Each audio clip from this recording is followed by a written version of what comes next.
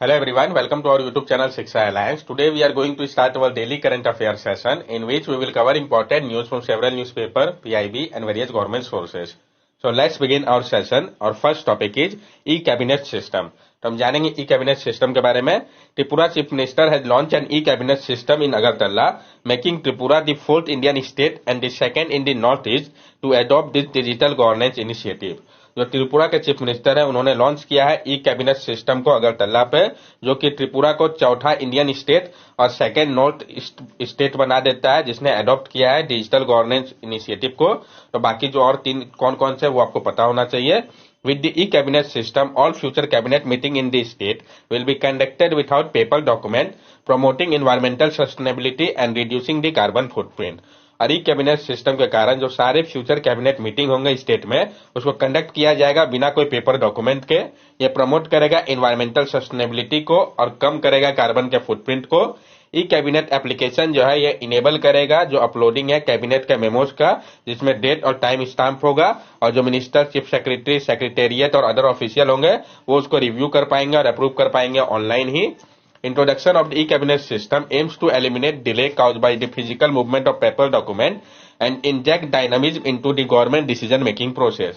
और जो इंट्रोडक्शन किया जा रहा है ई कैबिनेट सिस्टम का, इसका मकसद ये है कि एलिमिनेट किया जाए जो डिले होता था फिजिकल मूवमेंट के कारण पेपर डॉक्यूमेंट का और इंजेक्ट किया जाए डायनामिज्म को गवर्नमेंट के डिसीजन मेकिंग प्रोसेस में. नेक्स्ट टॉपिक हमारा रफ डायमंड. तो हम जानेंगे रफ डायमंड के बारे में.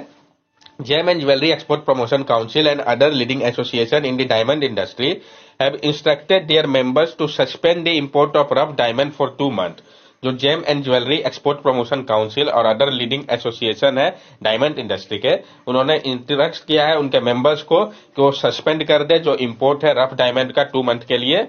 ये जो मूव है इसको लिया गया है रिस्पांस में जो सिग्निफिकेंट इंक्रीज हो रहा था इन्वेंट्री का पॉलिश डायमंड का शार्प डिक्लाइन के कारण एक्सपोर्ट का. इस कारण इस डिसीजन को लिया गया है. The aim is to balance the demand and supply in the industry, protect asset value and boost consumer confidence.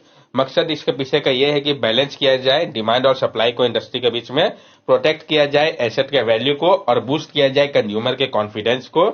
The diamond market has been facing challenges with demand for polished diamond and jewelry slowing down in major consumer economies like US and China, resulting in a 27% decrease in gem and jewelry export in the first 5 months of this fiscal year. और जो diamond market है उसको सामना करना पड़ रहा है challenges का, क्योंकि जो डिमांड है पॉलिश डायमंड और ज्वेलरी का उसमें गिरावट देखा गया है मेजर कंज्यूमर इकोनॉमी जो थे जैसे कि यूएस और चाइना की तरफ से, जिसके कारण 27% डिक्रीज देखा गया है जेम और ज्वेलरी के एक्सपोर्ट में फर्स्ट 5 मंथ के दौरान फिजिकल ईयर में. किम्बरली प्रोसेस है कि हम इसको भी समझ लेते हैं क्योंकि डायरेक्ट क्वेश्चन फ्रेम किया जा सकता है मेंशन करके कि किस चीज से रिलेटेड है. Kimberley process is an international certification scheme that regulate trade in rough diamond. It aims to prevent the flow of conflict diamond while helping to protect legitimate trade in rough diamond. जो Kimberly process है ये आपका international certification scheme है जो कि regulate करता है trade को रफ डायमंड के लिए. इसका मकसद है रोकना जो फ्लो है कॉन्फ्लिक्ट डायमंड का और साथ साथ मदद करना प्रोटेक्ट करने के लिए लेजिटिमेट ट्रेड को रफ डायमंड में. Rough diamond are uncut, unpolished and unprocessed diamond in their natural form as they are mined from the earth और extracted from the other source like alluvial deposit. जो rough diamond होते हैं वो uncut होते हैं, unpolished होते हैं और अनप्रोसेस्ड डायमंड होते हैं. उनके नेचुरल फॉर्म पे उनको माइन किया जाता है अर्थ से या एक्सट्रैक्ट किया जाता है दूसरे सोर्सेस से जैसे कि अलुवियल डिपॉजिट है, इस कारण उनको रफ डायमंड कहा गया है. नेक्स्ट टॉपिक है हमारा ग्लोबल इनोवेशन इंडेक्स 2023. तो जो ग्लोबल इनोवेशन इंडेक्स है 2023 का, इसके बारे में हम जानते हैं. India has retained its 40th position in the global innovation index 2023. Bharat ने रिटेन किया है अपने 40th पोजीशन को ग्लोबल इनोवेशन इंडेक्स में 2023 के रैंकिंग पे. तो भारत का पोजीशन क्या है ये इंपॉर्टेंट हो जाता है. This ranking is attributed to India's vibrant startup ecosystem, knowledge capital and contribution from public and private research organisation. और ये जो रैंकिंग है ये एट्रीब्यूटेड है इंडिया के vibrant startup ecosystem, knowledge capital और जो कंट्रीब्यूशन हुआ है पब्लिक और प्राइवेट रिसर्च ऑर्गेनाइजेशन के द्वारा. India also maintained its top position in the lower middle income group and the central and south Asian region. और इंडिया ने मेंटेन किया अपने टॉप पोजीशन को लोअर मिडिल इनकम ग्रुप और central and south Asian region पे. Global innovation index के बारे में हम जान ले। Global innovation index GII publish by the world intellectual property organization विपो evaluate 132 economies on their innovation capability. जो आपका ग्लोबल इनोवेशन इंडेक्स है, इसको पब्लिश किया जाता है वर्ल्ड इंटेलेक्चुअल प्रॉपर्टी ऑर्गेनाइजेशन के द्वारा। ये इंपॉर्टेंट है, किसके द्वारा पब्लिश किया जाता है, और ये इवेलुएट करता है 132 इकोनॉमीज को उनके इनोवेशन कैपेबिलिटी के ऊपर। Switzerland secured the top position in the index, followed by Sweden, United state, United kingdom and Singapore. जो स्वीडन है उसने सिक्योर किया है टॉप पोजीशन को इस इंडेक्स में, उसके बाद स्वीडन है, फिर United State, then United Kingdom, then Singapore. China rank 12th among middle and lower middle income economy with no other in the top 30। और चाइना का रैंक जो है वो 12th है middle and low middle income economy में, और कोई भी अदर नहीं है टॉप 30 के रैंकिंग में। नेक्स्ट टॉपिक है हमारा न्यू एशियन पेंगोलिन स्पीसीज। तो जो नया एशियन पेंगोलिन स्पीसीज है इसके बारे में हम जान ले। Researcher analysing confiscated pangolin scale in Hong Kong and China यूनान province have identified a new and distinct pangolin species named Manis mysteria through DNA analysis। जो रिसर्चर है जिन्होंने एनालाइज किया था कॉन्फिस्केटेड पेंगोलिन स्केल को हांगकांग और चाइना के यूनान प्रोविंस का, उन्होंने पाया है एक न्यू और डिस्टिंक्ट पेंगोलिन के स्पीसीज को जिसका नाम है मैनिस माइस्टेरिया उनके DNA एनालिसिस के बाद। This discovery mark the 9th non species of pangolin. और ये जो डिस्कवरी है वो 9th नॉन स्पीसीज जो है पेंगोलिन का उसके बारे में बताता है। Pangolin have been poached for bushmeat, but in the last decade, their skin, scale, and whole body have been high demand in countries like Vietnam, China, and US. This had led to a decline in their population। जो पेंगलून है उसको post किया जाता है उनके Bush meet, लेकिन last decade में देखा गया है उनके स्किन, स्केल और होल बॉडी का ही हाई डिमांड है कंट्रीज जैसे कि वियतनाम, चाइना और US में। इसके कारण डिक्लाइन देखा गया उनके पॉपुलेशन पे। पेंगुलिन के बारे में हम जान ले तो पेंगुलिन जो है वो आपका मोस्ट ट्रैफिक वाइल्ड एनिमल्स में से एक है ग्लोबली जो होता है जिनका ट्रैफिक किया जाता है। India is home to 2 species. भारत जो है वहां पे 2 स्पीसीज पाए जाते हैं पेंगुलिन के। पहले आपका इंडियन पेंगुलिन जो कि आपका पाया जाता है अक्रॉस सब कॉन्टिनेंट में, और दूसरा आपका चाइनीज पेंगुलिन है जो कि पाया जाता है लार्ज एरिया में साउथ एशिया के। Both species are included under India schedule 1 of wild life protection act, jail term for those hunting animal listed here. और दोनों ही स्पीसीज को इंक्लूड किया गया है भारत के शेड्यूल 1 में वाइल्ड लाइफ प्रोटेक्शन एक्ट पे, और जो जेल टर्म है वो दोनों के ही अगर हंटिंग किया जाता है तो रखा गया है। Appendix 1 of CITES meaning they are most in danger, और अपेंडिक्स 1 में साइट का रखा गया है। इकोलॉजिकल इंपॉर्टेंस की अगर इनकी हम बात करें तो they play a vital role in ecosystem management, mostly in aerating and adding moisture to the soil as well as succession of plant communicate through burrowing. ये प्ले करते हैं एक इंपॉर्टेंट रोल को इकोसिस्टम मैनेजमेंट में। Mostly ये क्या करते हैं, एरेट करते हैं और ऐड करते हैं मॉइस्चर को सॉइल पे, और साथ साथ जो सक्सेशन है प्लांट का कम्युनिटी का बोरोइंग के माध्यम से उसमें ये मदद करते हैं। यहाँ पे आप देख सकते हैं इस स्पीशीज को पेंगुलिन के। नेक्स्ट टॉपिक है हमारा फिश मिंट। तो हम जानेंगे फिश मिंट के बारे में। Fish mint is a unique herb known for it fish like taste and smell. जो फिश मिंट है ये आपका एक यूनिक हर्ब है जो कि जाना जाता है फिश के जैसे टेस्ट और स्मेल के कारण। It medicinal property are well documented in traditional Chinese, Japanese, Ayurvedic and Siddha medicine. It grows in South East Asia, thriving in moist soil and resisting flooding.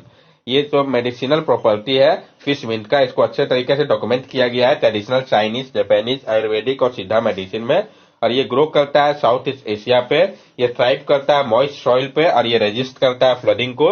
In India it goes by various name and it's used in salad and vegetable. Fish mint has numerous health benefits including treating asthma, mitigating fever impact, preventing infectious oral disease, and potentially aiding in managing COVID-19 symptoms. It also linked to weight reduction, improved insulin resistance, and cosmetic application for irritated skin. Bharat में इसको अलग अलग नाम से जाना जाता है, और भारत में फिश मिंट का उपयोग सलाद के रूप में और वेजिटेबल्स के रूप में भी होता है। फिश मिंट का बहुत सारा हेल्थ बेनिफिट है, जैसे कि ये अस्थमा को ट्रीट करने में मदद करता है, कम करता है फीवर के इम्पैक्ट को, रोकता है इन्फेक्शियस ओरल डिजीज को, और साथ साथ मदद करता है मैनेज करने में कोविड-19 के सिम्टम्स को भी। ये लिंक्ड है वेट रिडक्शन से, इंप्रूव करता है इंसुलिन का रेजिस्टेंस को, और कॉस्मेटिक एप्लीकेशन में भी इसका उपयोग होता है इरिटेटेड स्किन के लिए, यानी ये बहुत ज्यादा उपयोगी है। यहाँ पे आप देख सकते हैं ये कैसा दिखता है। तो फिश मिंट का बहुत सारा हीलिंग क्वालिटी है। ये जो लीफ है इसको कुक किया जा सकता है, ग्रिल किया जा सकता है मीट के साथ, सी फूड के साथ, और उपयोग किया जा सकता है गार्निश के रूप में भी सूप या सलाद पे। नेक्स्ट टॉपिक है हमारा बोजाना कोंडा। तो हम जानेंगे बोजाना कोंडा के बारे में। Bojanakonda, a century-old Buddhist heritage site in Sankaram near Visakhapatnam, Andhra Pradesh, is said to become a major tourist attraction thanks to investment from both central and state government. ये कहाँ पे लोकेटेड है, ये इंपॉर्टेंट हो जाता है। तो जो बोजानाकोंडा है ये आपका century old Buddhist heritage site है। तो किसका साइट है? बुद्धिस्ट हेरिटेज साइट है। कहाँ पे? तो संकारम नियर विशाखापट्टनम, आंध्र प्रदेश में। ये आपका एक मेजर टूरिस्ट अट्रैक्शन बनने जा रहा है, जो इन्वेस्टमेंट हो रहा है सेंट्रल और स्टेट गवर्नमेंट दोनों के द्वारा। इस कारण Bojanakonda and Lingarmeta are ancient Buddhist monastery from 3rd century BC. The main stupa at Bojanakonda is a rock carved structure covered with bricks and adorned with Buddha sculpture. Lingalametta boast row of rock cut monolithic stupa. जो आपका भोजानाकोंडा और लिंगालामेटा ये दोनों ही ancient Buddhist monastery है 3rd century BC के। जो main stupa है आपका भोजानाकोंडा का वो रॉक कार्व स्ट्रक्चर है जो कि कवर्ड है ब्रिक से और एडजॉर्न करता है बुद्धिस्ट स्कल्पचर को, जबकि लिंगालामेटा बोस्ट करता है row of rock cut monolithic stupa को। ये जो साइट है ये शो करते हैं जो एलिमेंट है तीनों ही बुद्धिस्ट फेसेस के। तो इसके बारे में भी हम समझ ले। तो तीनों बुद्धिस्ट फेसेस है। Theravada, Lord Buddha was consider a teacher. जो थेरावादा फेस है उसमें लॉर्ड बुद्धा को कंसिडर किया जाता है टीचर के रूप में। Mahayana Buddhist was more devotional. Mahayana के समय पे बुद्धिज्म तो से वो और ज्यादा डिवोशनल से। और Vajrayana Buddhist tradition was more practice eight तंत्र एंड इज एस्टोरिटिक फॉर्म। और वज्रयान में बुद्धिस्ट ट्रेडिशन जो था उसको ज्यादातर प्रैक्टिस किया जा रहा था तंत्र या एस्टोटिक फॉर्म पे। The site is famous for many votive stupa, rock-cut caves, brick-built edifici, early historic poetry, and Satvahana coins that date back to 1st century AD. Visakhapatnam is known for other Buddhist sites like Totlakonda, Apikonda, and Bhavikonda. ये जो site है ये आपका famous है बहुत सारे votive stupa, rock cut caves, brick edifice, early historic pottery और Satavahana coin के कारण, जो कि आपका 1st सेंचुरी एडी के समय का है। विशाखापट्टनम को जाना जाता है दूसरे बुद्धिस्ट साइट के लिए भी। वो कौन कौन से है? जैसे कि आपका ठोटलाकोंडा, अपीकोंडा एंड भविकोंडा हो गया। यहाँ पे आप मैप पे देख सकते हैं जो जो important Holi Buddhist relic site है जो कि आपका आंध्र प्रदेश में है। तो कौन कौन से है? जैसे कि आपका शालीहुंडम हो गया, रामातीर्थम हो गया, पौरालाकोंडा, भविकोंडा, संकारम, कोटरू, टीमापुरम, कोडावली, गुंटूपली, गुडीवासा, गंटाचला, भाटीप्रोलू, वदामानू, कुमाडुरू, अमरावती, जगियापेट और नागार्जुना कोंडा। ये सारे कहाँ पे हैं? तो आपके आंध्र प्रदेश में लोकेटेड है।